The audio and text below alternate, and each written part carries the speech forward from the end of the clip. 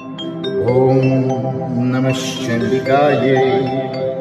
मार्कण्डेय उवाच। ॐ जयन्ती मङ्गलाकाली भद्रकाली कपालिनी दुर्गा क्षमा शिवा धात्री स्वाहा स्वधा नमोस्तुते। ॐ जयन्ती मङ्गलाकाली भद्रकाली कपालिनी दुर्गा क्षमा शिवा धात्री स्वाहा स्वधा नमोस्तुते। जय त्वं देवी चामुण्डे जय भूतातिर्हारिणी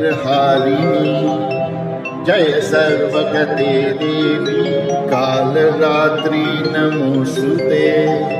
जय त्वं देवी चामुण्डे जय भूतातिर्हारिणी जय सर्वगते देवी कालरात्रि नमोस्तुते।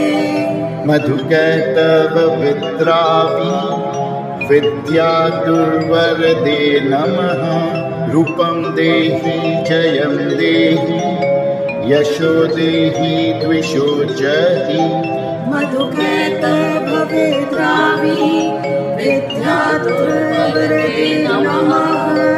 रूपं देहि जयं देहि यशो देहि द्विषो जहि।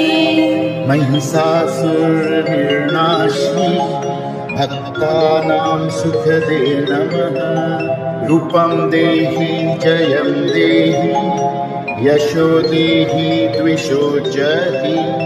महिषासुरनिर्नाशिनी भक्तानां सुखदे नमः।